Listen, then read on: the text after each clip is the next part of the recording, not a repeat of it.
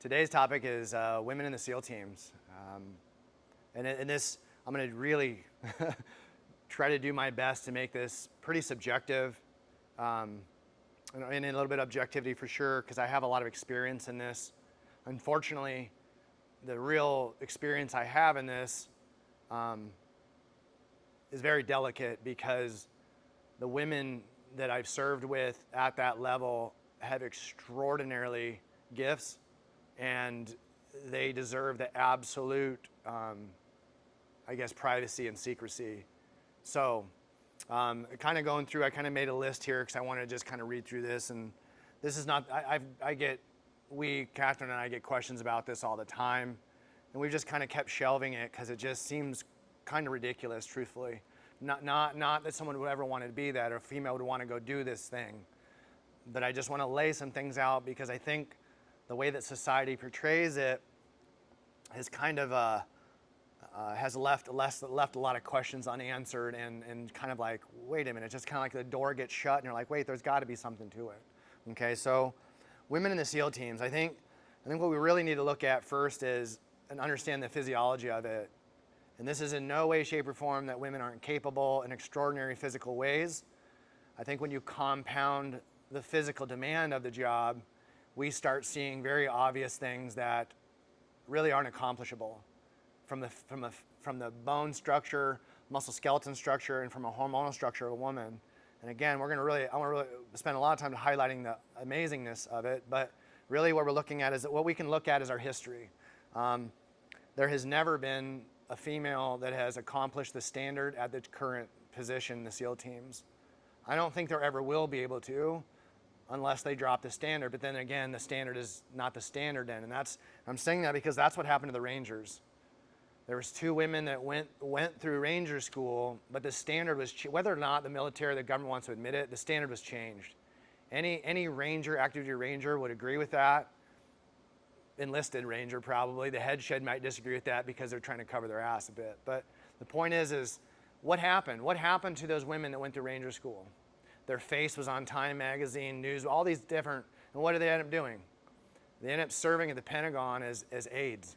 They never had any SOF experience because their biometrics, their face, all that stuff, where are they going to go? Like, you can't go through international customs, especially with the new AI stuff. You're not going to be able to ever do that.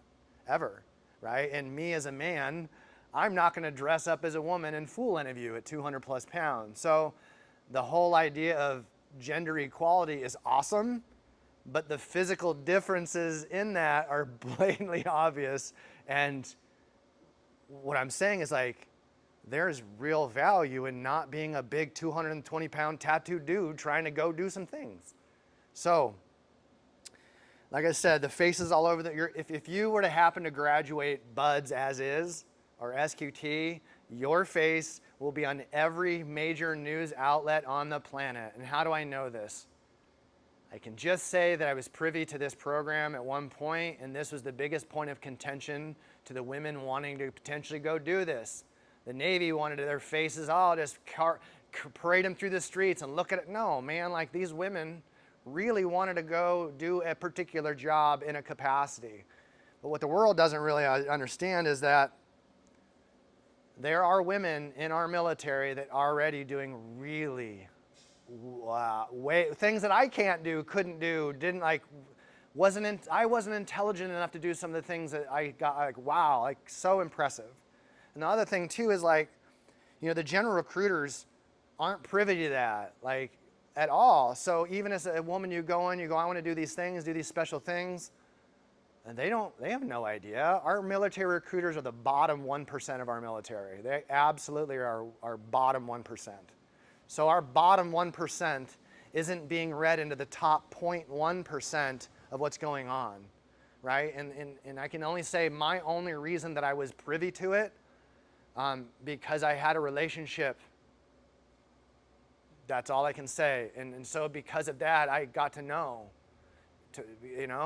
I got to know some of the things that I wouldn't have been able to if I hadn't had that actual relationship. And that's how I know. Like, these women are impressive, man, skilled, and so awesome. So, like, let's just say right off the bat that It's just like the Navy SEAL title.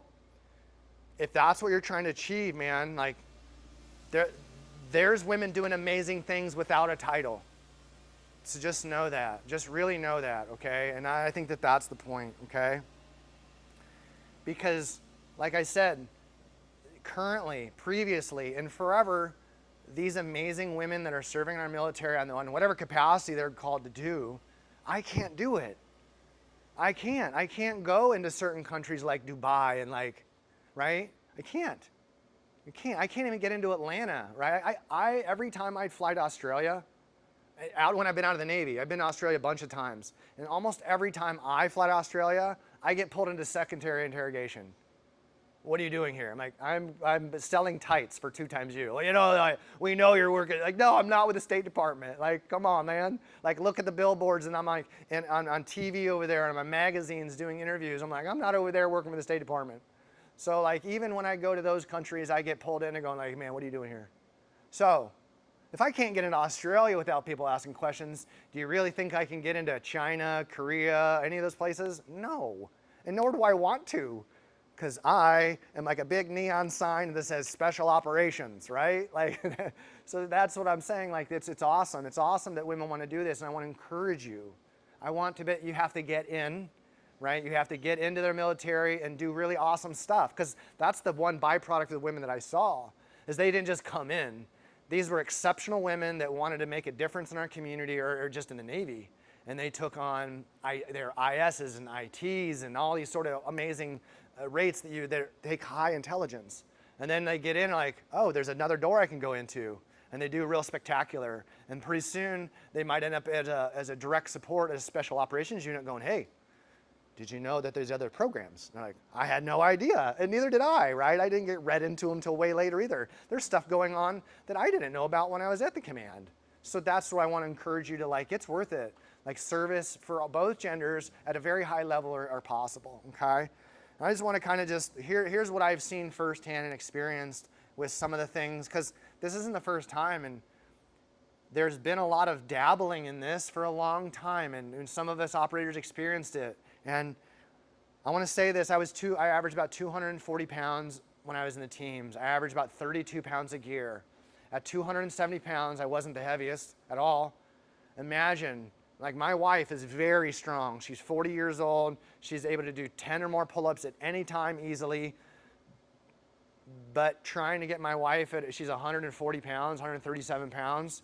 She cannot drag 200 pound, 250, 270 pound Jeff at altitude over distance in a firefight. It doesn't matter what her will is. She can't physically accomplish that.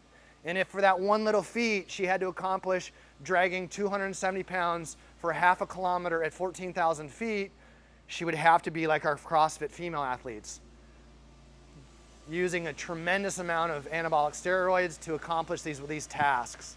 But in the end, they're not going to be able to do that year after year after year, hormonally, physically. They just can't. We know we can't place that hormonal demand on these women, because why? Even the men can't handle it, right? With abusing those drugs and those sort of things too.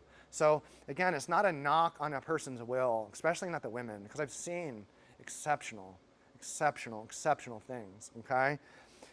You know, and I think that, you know, and use this as a balance, because it's like, hey, if we authentically are saying as a society, women can do it, like, okay, then why aren't women fighting men in the in the UFC? Why doesn't the All Blacks in New Zealand have females on the same field as the men? Like, it's ridiculous. But it's ridiculous not because women can't do it. It's like, I can't do exceptional things that women can do. And we got to realize that gender has its real distinct values. And if we utilize those, then that's what we get. We get exceptional opportunity within our military, okay?